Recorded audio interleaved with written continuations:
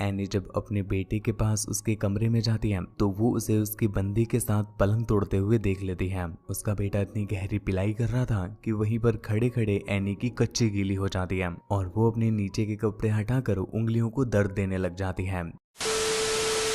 दोस्तों, कहानी को स्टार्ट करने से पहले अगर अभी तक आपने चैनल को सब्सक्राइब नहीं किया है तो आप अभी ही सब्सक्राइब कर लीजिएगा, क्योंकि कहानी बहुत ज्यादा तगड़ी होने वाली है और अगर आप कहानी की भावनाओं में बह गए तब तो सब्सक्राइब करना बिल्कुल ही भूल जाएंगे। कहानी स्टार्ट होती है और हम एनी को देखते हैं जो अपने पति पीटर के साथ रहती थी। दरअसल पीटर की वो दूसरी वाइफ है और पीटर की जो पहली वाइफ थी उससे गुब्बारा फटने की वजह से उनका एक बेटा हुआ था जिसका नाम डेविड है। शायद इसी वजह से वो एनी को बराबर प्यार नहीं करता, पर एनी की जो दो बेटियां होती हैं वो उन्हें हमेशा तेल लगाता रहता है क्योंकि उसने भी स्टेप बहन वाली वीडियोस देख रखी थी। डेविड जैसे जैसे बड़ा होता जा रहा था उसके अंदर छेद की प्यास भी बढ़ती जा रही थी और छेद की प्यास में पगलाया मानुस अक्सर अपने घर में ही लड़ाइयां करता रहता है और ऐसा ही कुछ हाल डेविड के साथ भी हो रखा है। अक्सर उसके डैड से उसकी लड़ाइयाँ होती रहती हैं। इससे चलते एक दिन वो गुस्से में जंगलों में भाग जाता है। उसके जाने के बाद पीटर एमा से कहता है कि मुझे तो ऐसा लगता है कि ये बहन का पकौड़ा मेरा लौंडा है ही, क्योंकि जैसे इसके लक्षण है ना ये मेरी मलाई से तो नहीं बना होगा। पर यहाँ पर एनी उसे समझाते हुए कहती है कि तुम परेशान मत हो, अक्सर इस उम्र में बच्चे थोड़ा सा एग्रेसिव हो जाते हैं। पीटर कहता है कि बच्चे, कि तुम्हें बच्चा लग रहा है, अगर इसको छूट दे दी जाए ना तो यही पटक के 4 बच्चे बाहर फेंक देगा। मुझे आज भी याद है मैंने बाथरूम में पीला पेंट करवाया था, पर ये बहन का पकौड़ा पता नहीं वहां जाके क्या करता है कि पूरी दीवारें इसने सफेद कर दी हैं। एक दिन एनी जब डेविड के कपड़ों को धुल रही होती है तो उसे घर का एक एक्सपेंसिव ऑर्नामेंट मिलता है जिससे देखकर वो समझ जाती है कि इस बहन के खोदे ने रसियन पीलने के लिए ही इसे चुराया होगा। एनी को अब समझ में आने लगा है कि इसकी प्यास आसमान फाड़ रही है और बिना पीले ये शांत नहीं बैठेगा। तभी वो उसे अपने पास बुलाती है और उसे खुद पर कंट्रोल रखने के लिए कहती है और ऐसी हरकत दोबारा अगर उसने की तो ये बात वो उसके डैड को बता देगी। एक दिन डेविड अपनी मॉम को दिखाने के लिए अपनी गर्लफ्रेंड को घर पर ले आता है और उनसे कहता है कि हमारे पास ओयो के पैसे नहीं थे इसलिए हम लोग थोड़ी देर के लिए कमरा उधार ले रहे हैं। अब बेचारी उसकी मॉम की तो देखकर ही फट गई थी, वो घंटा ही कुछ बोल पाती, वो उनसे कुछ कहती ही नहीं। तो वो लोग कमरे में चले जाते हैं और भाई साहब डेविड को तो तुम जानते ही हो, छेद के लिए जो उसकी प्यास है वो एक अलग ही लेवल पर है। तो वो उस लड़की को कमरे में ले जाते ही पटक देता है और पीछे से पटक्के बजाने लग जाता है जिससे उस बेचारी लड़की की चीखें रुक ही नहीं रही थी। वो इतना जोर से चीखने लग जाती है कि बाहर एमी सब कुछ सुन पा रही थी और उसके चीखने की आवाज सुन करके यहाँ पर एमी की गच्ची में लीकेज होने लगती है और वो लीकेज धीरे धीरे बाढ़ में बदल रही थी। अब यहाँ पर बैठी एमी का मन करने लगता है कि वो भी एक बार अपने बेटे को पेलते हुए देख पाए, इसलिए वो चुपके से अपने बेटे के कमरे में चली जाती है जहाँ पर वो अपनी बंदी को बजा रहा होता है। और ये देखकर जो आंटी की कच्ची में बाढ़ आई थी ना वो उनका बांध भी नहीं रोक पाता और वहीं पर पहाड़ों का पानी गिरने लग जाता है। आज जब उसने अपने बेटे को इतनी गहरी पिलाई करते हुए देखा था तो वो बेचारी बहुत तड़पने लग जाती है और उसे आज समझ में आ जाता है कि आखिरकार पीटर के साथ पिलाई करने में उसे मजा क्यों नहीं आता, क्योंकि पीटर उसे ढंग से बजा ही नहीं पाता था। डेविड को पीलने का एक अलग ही ज्ञान है और वो अब उसकी बंदी से जलने लग गई थी क्योंकि डेविड के वो सारे गहरे वाले मजे उसकी बंदी ही ले लिया करती थी। वो रात भर डेविड को तरह तरह से याद करती है और अपनी उंगलियों को कष्ट देती रहती है। फाइनली जब उसका बिस्तर गंदा हो जाता है तो वो सो जाती है। पर उस दिन के बाद से एमी हमेशा डेविड के आसपास ही घूमा करती थी, अक्सर उसे तरह तरह से टच करने की कोशिश करती और हमेशा उसे पेलने के इशारे दिया करती थी।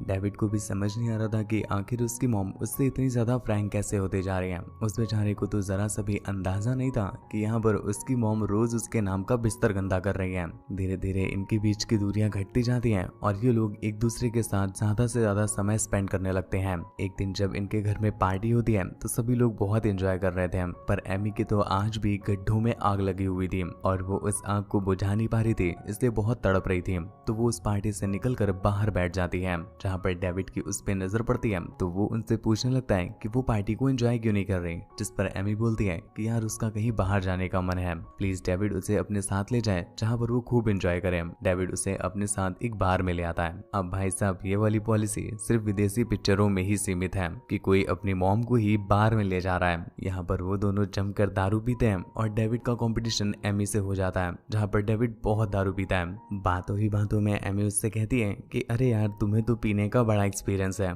उस रात मैंने देखा था जब तुम अपनी बाबू की पी रहे थे।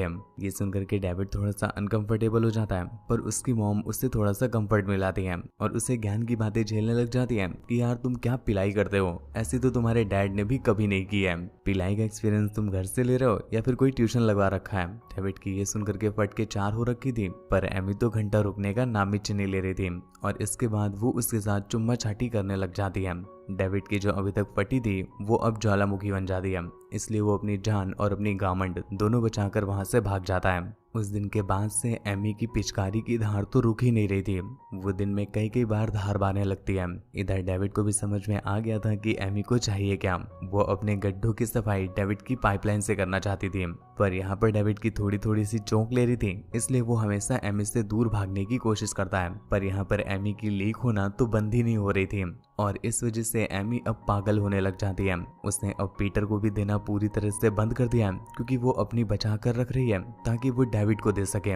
इससे चलते एक रात उसकी सब्र का बांध टूट जाता है और वो अपनी गीली गुफा लेकर सीधा डेविड के रूम में पहुंच जाती है। एमी की गुफा इतनी बड़ी हो चुकी थी कि वो पूरी की पूरी डेविड को ही अंदर ले लेती है। डेविड को भी पेलने में बड़ा मजा आ रहा था, तो वो दोनों जमकर खुदाई करते हैं। पूरी रात की गहरी खुदाई के बाद आज डेविड को जितना मजा आया है इतना पहले कभी नहीं आया था, क्योंकि एमी को भी पिलाई का बहुत गहरा एक्सपीरियंस होता है। वो डेविड को इतना गहरा गहरा देती है कि डेविड उसका फैन ही हो जाता है। पर दूसरी तरफ एमी की तो प्यास बुझ ही नहीं रही थी। रात भर वो डेविड से बजवाती और जैसे ही दिन हो जाता वो अपने बाबू पीटर का खोल करके मंजन करने लग जाती थी। पर एमी को एक बात समझ में आ गई थी कि मंजन करने का जो गहरा मजा है वो सिर्फ उसे डेविड से ही मिल सकता है। पीटर को ना पेलना आता है और ना ही मंजन कराना आता है, इसलिए अब उसने पीटर का चाटना ही बंद कर दिया था और दिन में भी वो बस डेविड का ही लिया करती थी।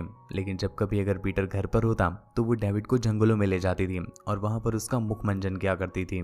इधर डेविड के भी अच्छे दिन आ गए थे, क्योंकि ऐसी गहरी मुख मंजन करने वाली लड़की उसे आज से पहले कभी नहीं मिली थी। ऐसे करते करते दिन बीतते जाते हैं और इनका ये पेलम सफर तो अब रुकने का नाम ही नहीं ले रहा था। अगर पीटर घर पर ना रहे तो ये लोग दिन में कई कई बार घर के हर एक कोने में बस ठुकाई ही करते रहते थे।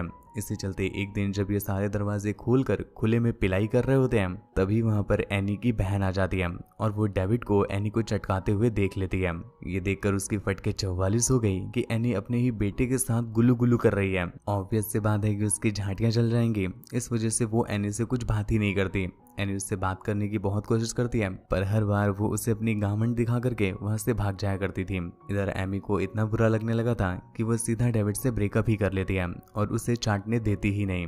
इधर डेविड ने बहुत दिनों से दूध नहीं पिया था तो वो पागल होने लगता है, इसलिए एक दिन वो उसकी खोलकर चाटने लगता है, पर एमी उसे गरिया के भगा देती है और दोबारा कभी भी ना चाटने की धमकी देती है। डेविड को बहुत दिनों से मिली नहीं थी और अब वो हाथ चला चला करके भी थक चुका था, इसलिए वो पागल होने लगता है और एक दिन तो बहन का पकौड़ा पेड़ पे चढ़ जाता है और वहां से नीचे कूद जाता है। भाई साहब, पीटर की तो फट के फ्लावर हो गई कि लौंडा गया, अब जायदाद का बस 2 ही हिस्सा लगेगा। पर तभी अचानक से उसकी आंख खुल जाती है और पता चलता है कि बहन का पकौड़ा सिर्फ प्रैंक कर रहा था। ऐसा प्रैंक कोई मेरे साथ कर दे तो मैं 5 फीट की पूरी बल्ली अंदर घुसा दूं। एक दिन एनी अपनी बहन के घर जाती है और वो उससे माफी मांगने लगती है और कहती है कि उस दिन के बाद से उसने किसी का भी लॉलीपॉप नहीं चूसा है। हर रोज वो बस पीटर का ही ढीला लॉलीपॉप चूस रही है। वो उसे वादा करती है कि इसके बाद वो किसी भी बाहर वाले का लॉलीपॉप नहीं चूसेगी। पर उसकी बहन को तो ये लगने लगा था कि एमी अब खुदक्कड़ हो गई है और दिन में अगर वो 4-5 लौंडों से ना बजवाए तो उसकी तो प्यास ही नहीं बुझती होगी। तो ऐसे में ये इतनी जल्दी कैसे छोड़ सकती है।